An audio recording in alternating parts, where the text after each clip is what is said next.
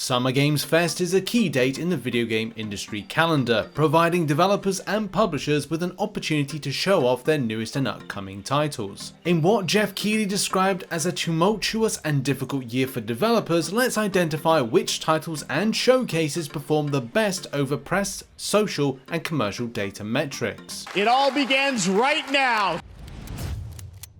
Beginning with press, Summer Games Fest 2024 has seen a 13% decline in total press articles from Summer Games Fest 2023, although the number of games featured has greatly increased. With an emphasis at the start of the show to provide the audience with new things you didn't know about from small or solo developers, none of the smaller indie titles in the show featured in the top 10 for press coverage. In fact, only two mid-tier titles, Unbroken Studios with Harry Potter Quidditch Champions and Game Science with Black Myth Wukong, appeared in the top 10. Black Myth, surprisingly, is the only original new IP earning an 8th place overall and highest amount of headlining articles out of the top 10, with 60% of its coverage being headliners. The nearest original IP to get press talking was Studio Zero's Metaphor ReFantazio in 11th. There was some reprieve with indie title Mars First Logistics standing out the most from the show, with 100% overwhelmingly positive sentiment. The only non-original IP title to come close was Harry Potter Quidditch Champions, which received 38% positive share.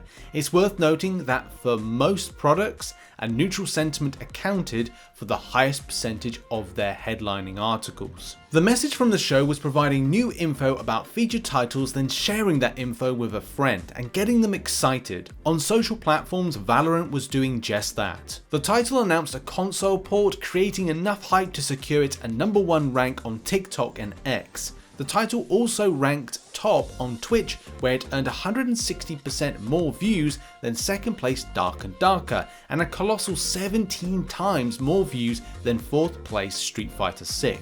On YouTube, the title continued the #1 domination with 27 million views.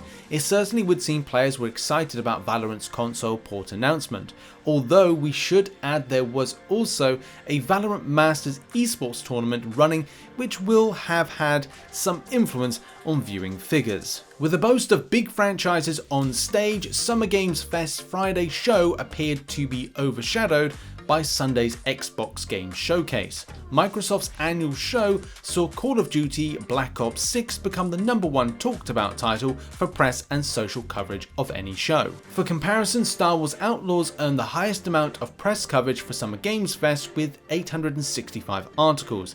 This was 176% fewer articles than that of Black Ops 6. In fact, for Outlaws, total press articles, if featured at Xbox Showcase, would have only earned it a 10th rank position. Elsewhere, Valorant and Doom the Dark Ages had an interesting battle, with the latter getting over twice as many press articles but headline 15% less than Valorant. On socials, Doom beats Valorant for posts and likes on X, but it's the other way around on YouTube, where Valorant comes out victorious by just 2 million views. Perhaps not surprising, since players were able to play the title right away. Coming out during Summer Games Fest, where audiences were encouraged to wishlist any title that piques your interest, Honkai Star Rail is the only title that featured in the show to see retailer support on PS5. Unfortunately, without Nintendo exhibiting titles at the show, opting for a later June Direct showcase, Xbox takes center stage. On Xbox Series discoverability, no title that featured at the Summer Games Fest show was present in the top 10 for retailer support. However, Starfield, Call of Duty Black Ops 6, Diablo 4 all appeared in the top 15 titles with strongest store presence. It certainly appears that the best of Friday's Summer Games Fest was no match for the might of Sunday's Xbox showcase over press, social, and commercial metrics. Jeff's intro monologue of hope in a difficult year and the focus on small or indie developers is admirable. However, long-running IPs, franchises, and big publishers still dominate coverage on all key data metrics. We look forward to seeing what these next 6 months have in store for our industry, and we shall see you in the next video. Thanks for watching, everyone.